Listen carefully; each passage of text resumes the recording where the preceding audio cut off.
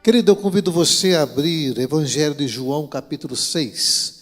Evangelho de Cristo, escrito pelo apóstolo João, no capítulo de número 6, onde nós leremos alguns versículos e meditaremos nesta palavra. Nós temos neste ano ensinado, refletido, especialmente no Evangelho de João. O fizemos várias quartas-feiras que temporariamente estão suspensas, e algumas mensagens aos domingos foram ensinadas, refletidas, ministradas no Evangelho de João. Hoje nós leremos no capítulo 6, nós estamos no capítulo 6 já, estamos em maio, estamos no capítulo 6 ainda. Capítulo 6 nós leremos a partir do versículo do 25 ao 35 e do 50 ao 69. Começando no versículo 25, só para situar você no texto, na história dessa leitura, Jesus acaba de fazer a multiplicação dos pães, um milagre extraordinário. Ele manda que os discípulos vá para outro lado do mar de Tiberíades, o mar da Galileia, que é o lago de Genezaré, que é um lago de água doce, não é um mar. E os discípulos vão para o outro lado, Jesus Cristo fica do lado de cá orando.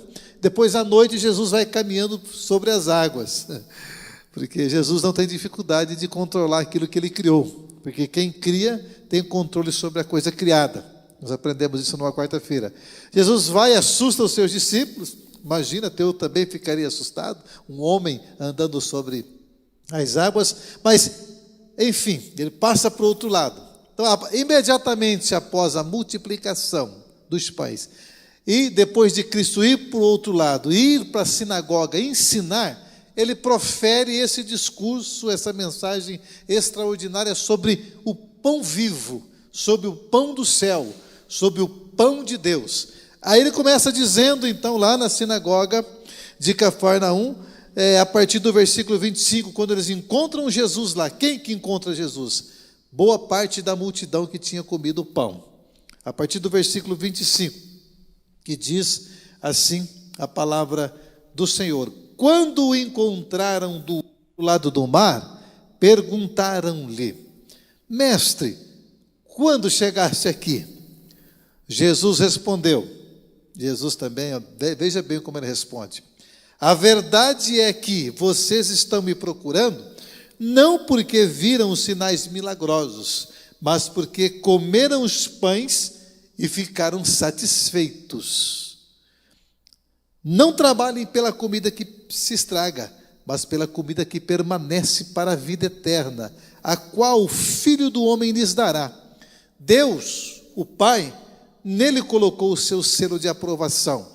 Então lhe perguntaram: o que precisamos fazer para realizar as obras de Deus, que Deus quer? Jesus respondeu: a obra de Deus é esta: crê naquele que Ele enviou, que é em Cristo. Às vezes você pergunta: o que eu faço? Como que é que se faz a obra de Deus? O que é fazer a obra de Deus? Fazer a obra de Deus é isso aqui: crê que Deus enviou Jesus Cristo. Simples assim. A resposta está aí. Versículo 30. Então lhe perguntaram: que sinal milagroso mostrarás para que o vejamos e creamos em ti? Que farás? Os nossos antepassados comeram o maná no deserto, como está escrito: Ele lhes deu a comer pão dos céus. Declarou-lhe Jesus: digo-lhes a verdade. Não foi Moisés quem lhes deu o pão do céu, mas é o meu Pai quem lhes dá o verdadeiro pão do céu. Pois o pão de Deus é aquele que desceu do céu e dá vida ao mundo. Disseram-lhe eles: Senhor, dá-nos sempre desse pão. Então Jesus declarou: eu sou o pão da vida. Aquele que vem a mim nunca terá fome. Aquele que crê em mim nunca terá sede. Versículo 50. Vai lá, Gabriel, 50. Todavia, aqui está o pão que desce do céu, referindo-se a ele, para que não morra quem dele comer. Eu sou o pão do céu, o pão vivo que desceu do céu. Se alguém comer deste pão, viverá para sempre. Este pão é a minha carne que eu darei para a vida do mundo. Então os judeus começaram a discutir exaltadamente entre si: como pode este homem nos oferecer a sua carne para comer? Jesus lhes disse: eu lhes digo a verdade, se vocês não comerem a carne do Filho do Homem e não beberem o seu sangue, não terão vida em si mesmos. Todo aquele que come a minha carne e bebe o meu sangue tem a vida eterna, e eu o ressuscitarei no último dia. Pois a minha carne é verdadeiramente comida e o meu sangue é verdadeiramente bebida. E todo aquele que come a minha carne e bebe o meu sangue permanece em mim e eu nele. Da mesma forma como o Pai que vive me enviou, e eu vivo por causa do Pai, assim aquele que se alimenta de mim viverá por minha causa. Este é o pão dos céus. Os antepassados de vocês comeram o maná no deserto e morreram, mas aquele que se alimenta deste pão viverá para sempre. Ele disse isto enquanto ensinava na sinagoga de Cafarnaum. Preste atenção nos versículos seguintes. Ao ouvir isso, muitos dos seus discípulos disseram: dura é essa palavra, quem pode suportá-la? Sabendo em seu íntimo que os seus discípulos estavam se queixando do que ouviram, Jesus lhe disse: isso os escandaliza? Que acontecerá se vocês virem o Filho do Homem subir para onde estava antes? O Espírito dá vida, a carne não produz nada que se aproveite. As palavras que eu lhes disse são Espírito e vida, contudo, alguns de vocês que não creem. Pois Jesus sabia desde o princípio qual deles não criam e quem iria trair. E prosseguiu: é por isso que eu lhes disse que ninguém pode vir a mim a não ser que isso lhes seja dado pelo meu Pai. Versículo 66, capítulo 6, versículo 66. Para quem gosta de número, né? 666. Daquela hora em diante, muitos dos seus discípulos voltaram atrás e deixaram de segui-lo. Jesus perguntou aos 12: vocês também não querem ir? Simão Pedro lhe disse: Senhor, para quem iremos nós? Tu tens as palavras de vida eterna. Nós cremos e sabemos que és o Santo de Deus. Amém. Amados, sempre que João, o evangelista, relata um milagre, escute bem, nós aprendemos desde o começo, sempre que o evangelista relata um milagre, ele faz um milagre, um acontecimento, como nesse caso aqui, a multiplicação dos pães, ele traz uma explicação de natureza espiritual, porque os milagres de Cristo, o fim para o qual ele se faz, o objetivo dos milagres de Jesus, não era o conforto humano apenas. O princípio que está por trás de todo o milagre do Cristo era revelar quem ele era, isto é, o Messias, o ungido, o enviado de Deus, e para que o nome do Pai fosse glorificado. Então, atrás de todo o milagre, havia um apontamento para quem Jesus era e o que significava aquele sinal, para que realidades apontava aquele sinal. No caso da multiplicação dos pães, por que ele multiplica os pães? Multiplica para suprir uma necessidade imediata, mas muito mais que isso, para, a partir dali, ensinar aos seus discípulos, aos seus seguidores, qual é o verdadeiro pão, qual é a verdadeira fonte de nutrientes para a vida espiritual. Então ele faz um milagre, supre uma necessidade imediata, mas apontando para uma verdade. E nós vemos nesse texto que os discípulos, a multidão não compreendeu. E os discípulos também não compreenderam. Tanto é que foram embora. Só restaram os 12 apóstolos com ele. Nós sabemos que a busca por Jesus, às vezes ela é uma busca apenas pelo suprimento das necessidades imediatas. Ele falou, quando o pessoal chegou do outro lado e perguntou, como o senhor chegou aqui?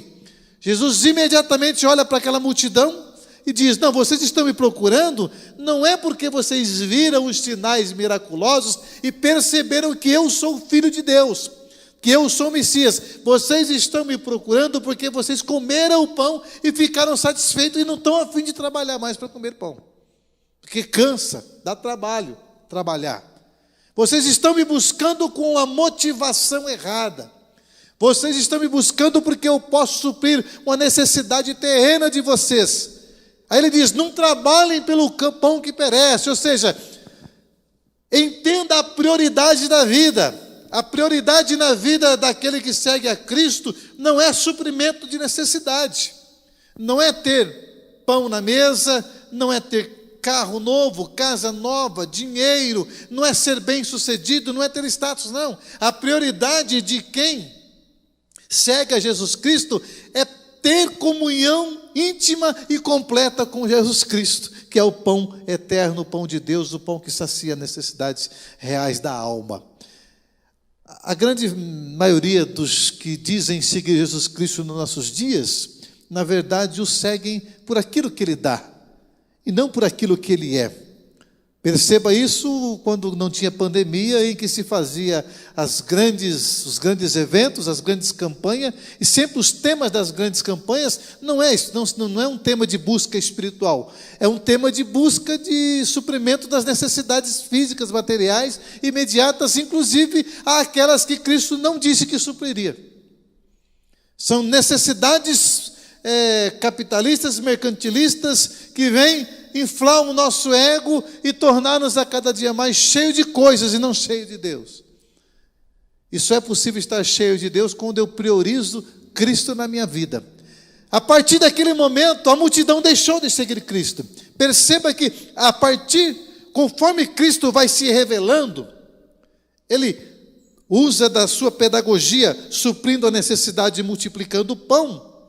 Aí Ele vai orar, vai ensinar na sinagoga, e ao pregar sobre Ele mesmo, ao se divulgar como o pão vivo que desceu do céu, a multidão foi embora. Por quê? Porque a multidão está interessada em coisas e não no Cristo.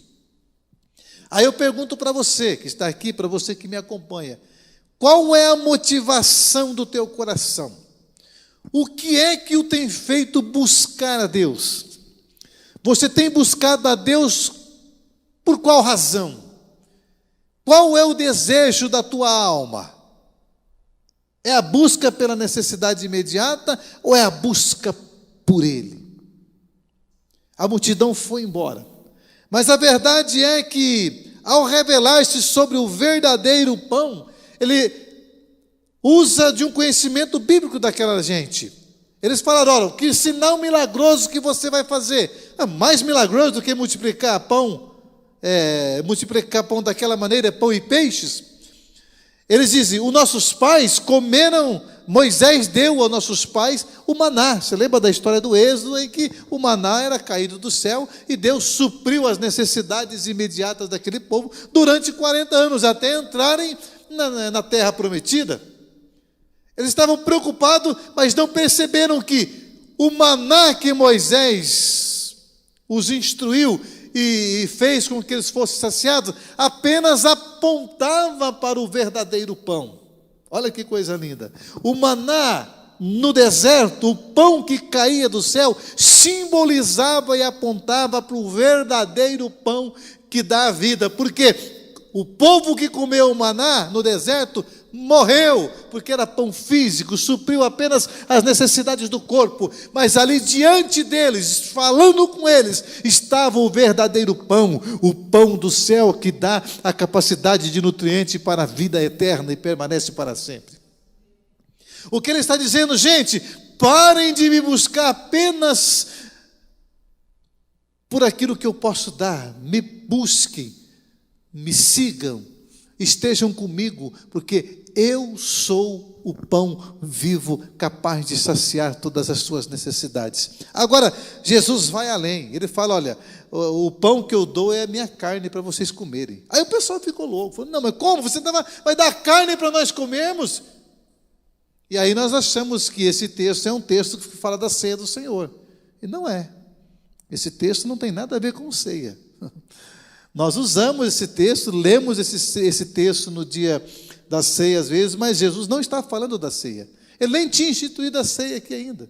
Está no começo do ministério dele, vai instituir a ceia na véspera dele morrer. Ele não está falando, é claro que o pão e o cálice simboliza o corpo e o sangue, mas comer a carne de Cristo não é participar da ceia. Ele usa de uma terminologia de intimidade. Ele usa de uma terminologia que era muito perceptível e muito clara naqueles dias. Por quê? O nativo, diz Mário Persona, o nativo comia a carne e bebia o sangue do seu inimigo, porque acreditava possuir sua vida e a sua coragem. Quando os nativos invadiam outras tribos, ou outras tribos inimigas vinham, eles matavam o inimigo, os pessoal que era canibais comiam a carne dos inimigos porque achavam que comendo a carne e bebendo o sangue do seu inimigo, a coragem daqueles inimigos que vieram invadir a sua terra tornava-se em vida no seu corpo. O pessoal ali era tribal, gente. O pessoal de Israel ainda era muito restrito de compreensão. E também por quê? Porque havia uma interpretação lá do Gênesis capítulo 9. Quando se falou em comer a carne e beber o sangue, os judeus ficaram loucos. Falaram, não vamos seguir esse Jesus, mas não, ele está totalmente equivocado. Porque havia uma proibição de comer sangue. Nós vemos em Gênesis, no capítulo 9, que no começo do Gênesis, Deus falou que podia comer vegetais. A partir do dilúvio, ele falou que podia comer também a carne animal, mas não podia comer o sangue. Aí os judeus, e até hoje os judeus fazem isso, não comem carne com sangue em hipótese alguma, porque eles acreditam, e lá o versículo fala que o sangue é a vida do corpo. Mas vida em que sentido, amados? O que significa o sangue é a vida do corpo? Não, o sangue é a vida do corpo porque é o sangue que possibilita que todos os órgãos permaneçam vivos. É o sangue que irriga todos os órgãos. É através das veias, dos vasos sanguíneos, que leva-se sangue, oxigênio, no sangue, para que todos os órgãos do corpo se irriguem, não haja nenhuma trombose, e esse pedaço do corpo, esse órgão do corpo tem que ser cortado, quando se há obstrução, porque o sangue irriga e possibilita que todo o corpo tenha vida. Vida nesse sentido que o versículo está dizendo. Não vida de espírito.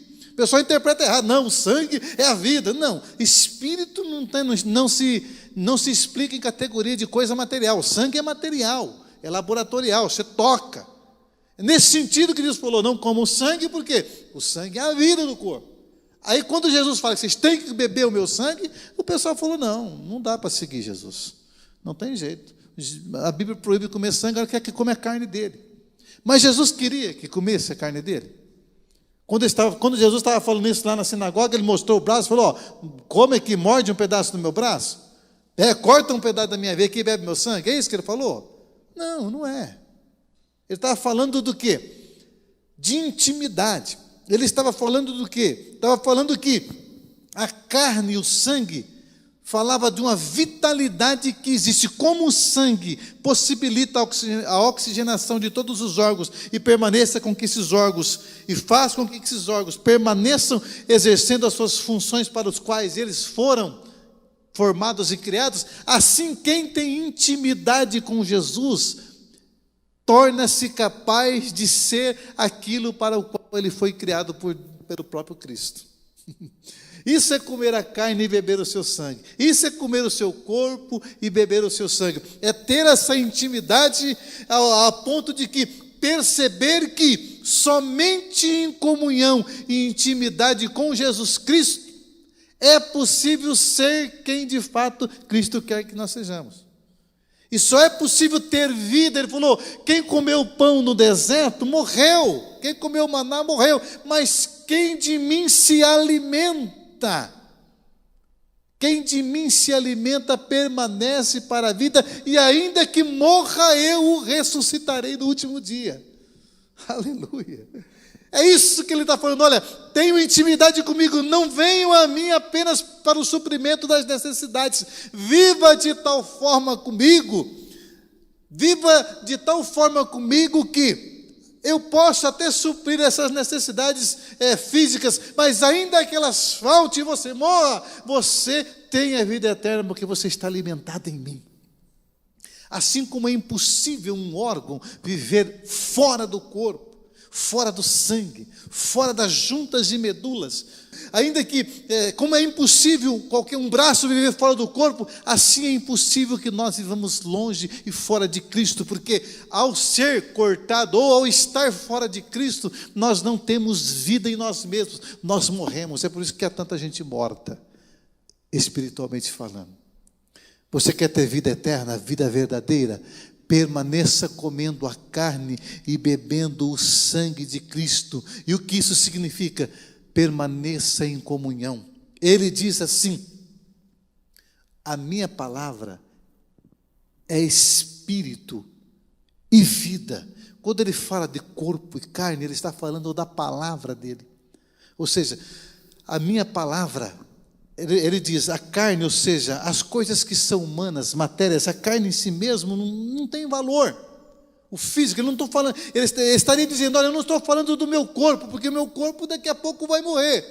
Daqui a pouco eu vou para a cruz e morre, embora eu vou ressuscitar. Ele fala, olha, a carne em si não tem, aquilo que a carne produz, aquilo que o ser humano produz, não tem muito valor em si. Mas pense que a minha palavra é espírito e é vida, ou seja, ela faz com que o teu espírito entre em sintonia comigo e provoque e delibere e conceda vida ao seu coração e vida verdadeira. Aí o pessoal falou, não dá. No versículo 66 ele falou, olha, o discurso do Senhor é insuportável. O pão vivo, comer sua carne e beber o seu sangue é demais para nós. É insuportável, a insuportabilidade desta verdade. E foram embora. Deixaram. A partir dali, o versículo 66, nós lemos aqui, daquela hora em diante, deixa projetado aí, Gabriel, 66, daquela hora em diante. Que hora? A hora que ele disse que tinha que ter intimidade com ele. Que você pode até buscar a Cristo por coisas, mas vai chegar no túmulo e vai ficar no túmulo. Mas se você buscar Jesus por causa da palavra dele, que é vida, da intimidade com ele, você vai além do túmulo. Há uma esperança de vida eterna para você e a verdadeira significação do seu ser. A partir daquela hora, muitos dos seus discípulos voltaram atrás e deixaram de seguir.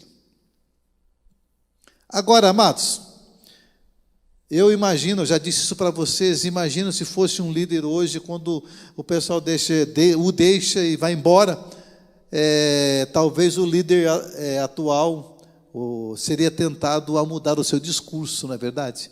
Vamos parar com essa mensagem difícil, vamos amenizar a mensagem para ver se atrai mais gente. Não é isso que nós vemos nos nossos dias?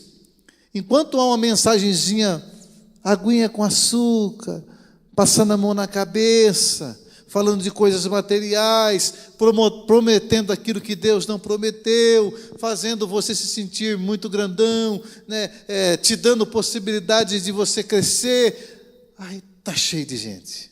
Aí você começa a falar sobre as verdades de seguir a Cristo, as implicações de seguir Jesus Cristo, o pessoal vai embora. Então até que Cristo, quando a multidão foi embora, os discípulos foram embora, ele olha para os 12 apóstolos e fala, e vocês não querem ir também? Jesus é fantástico. Não vão mudar o discurso. Ele falou, não, se vocês quiserem ir embora, vão embora também.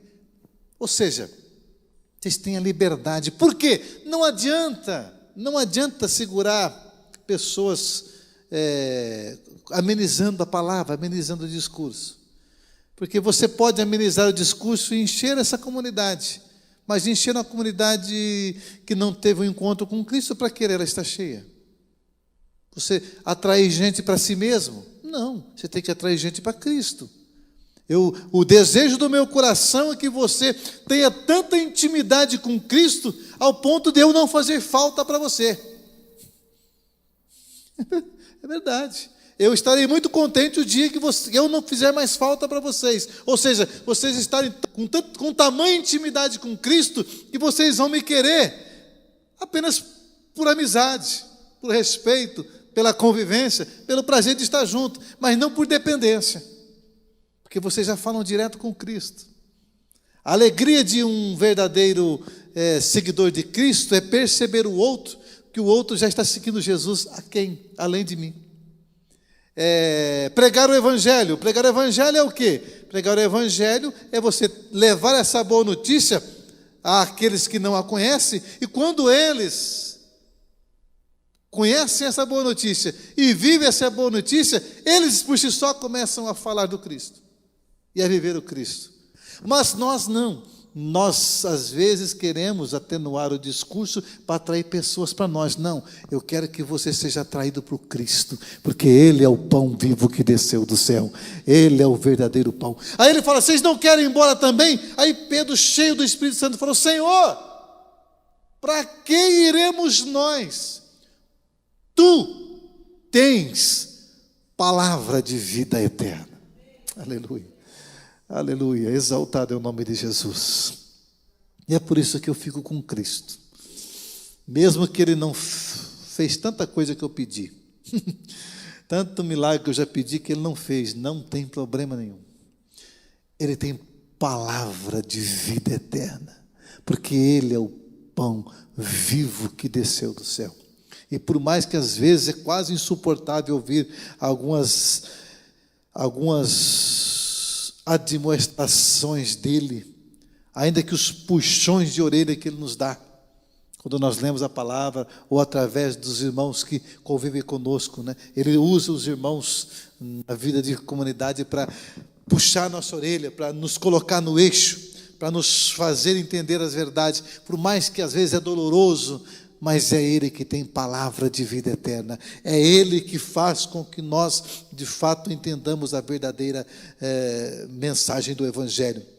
Jesus não suaviza a sua mensagem para que não haja, para evitar desistência. Não querem ir? Não vá. Então vá. Não querem ficar? Não fiquem. Querem ir? Vá.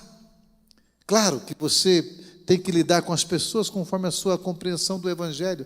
Mas eu não sou de adular muita gente. Eu ligo, eu pergunto, eu mando WhatsApp, eu falo, e daí, amadas, como é que está? Está bem com Jesus? Estou bem. Então, amém, se está bem com Jesus, né? Maravilha. A verdade do Evangelho, o discurso do Evangelho, ele é quase que insuportável. Só é suportável para aqueles que o Pai atrai, para aqueles que estão buscando ao Senhor por causa do Senhor. Sobre a motivação, sobre a tua busca, igual eu perguntei para você, o que é que te faz buscar a Cristo? O que é que te faz vir ouvir a palavra do Evangelho? O que é que te faz ser batizado e dizer que está seguindo Cristo agora? O que é que te faz proclamar-se cristão? Qual é a motivação do teu coração nessa busca? É o pão que perece ou é o pão vivo? É aquilo que pode dar ou é aquilo que Cristo é? É a palavra que te lisonjeia ou é a palavra de vida eterna que sai e é proferida dos lábios do Cristo? Eu não sigo Jesus por causa do céu. Eu vou para lá por causa dele. E eu acho extraordinário, o céu deve ser fantástico. Eu não sigo Jesus por medo do inferno. Nem um pouquinho. Não tenho medo do inferno.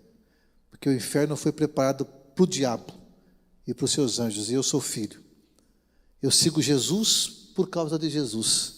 Se Jesus hoje chegasse para mim na hora da morte e dissesse, Paulo, vim buscar você, mas não vou te levar para o céu, vou jogar você na inexistência. É uma hipótese, ele disse que vai ressuscitar, ele não vai fazer isso. Se ele fala, não vou te levar para o céu, eu falo, amém, Senhor. Não tem problema nenhum, o Senhor que é Deus. Tu és o Senhor e não eu, o Senhor. E ainda que ele, já falei isso aqui, ainda que ele chegasse e dissesse, Paulo, vou te lançar no inferno, você está morrendo, eu vou lançar você no inferno. Eu falo, não tem problema, Senhor, porque eu mereço ir para lá mesmo. Eu tenho perfil de ir para o inferno, porque eu sou pecador, e todo pecador vai para lá. se não tiver a Cristo. Ou seja, Deus não se questiona, e Deus não se serve nem pelo céu e nem pelo inferno. Se você servir a Deus por causa do céu, você não está servindo a Deus, você está servindo ao céu. Você está usando Jesus como um meio para chegar no fim. Você está usando a Deus para o meio de chegar no céu. Ou você está usando a Jesus, servindo a Jesus como um meio para não ir para o inferno. Então você está servindo ao inferno. Não, eu sirvo a Deus porque Ele é o fim, Ele é a busca. Agora, eu tenho certeza que Ele vai me ressuscitar e vai levar para o céu. Eu tenho certeza que Ele me livrará do fogo eterno, porque Ele é amor, Ele é misericórdia, Ele é o pão vivo. Enquanto eu estiver com Ele, grudado nele, junto com Ele, afinidade com Ele, intimidade com Ele, percebendo Ele, amando Ele, junto com Ele, certamente a vida que emana do Cristo passará sobre o meu espírito, e o meu espírito permanecerá vivo até a volta do Filho do Homem. Aleluia. Oh, glória. Cristo é o pão vivo, suficientemente capaz de revigorar nosso ser, nos possibilitando caminhar pelos desertos da vida. Vou repetir, Cristo é o pão vivo, suficientemente capaz de revigorar o nosso ser, nos possibilitando caminhar pelos desertos da vida. Está passando por um deserto existencial? O pão vivo revigora o teu ser, supre as necessidades da tua vida. Fale com Ele hoje, entregue-se a Ele hoje, aproxime-se dEle hoje. O entendimento sobre a espiritualidade de Jesus como Messias, o que multiplica pães, mas não só o que multiplica pães, mas o que é o verdadeiro pão, é libertador, porque nos faz compreender que só Ele tem palavra de vida eterna, e Ele é o Santo de Deus, ou seja, Ele é tudo para nós.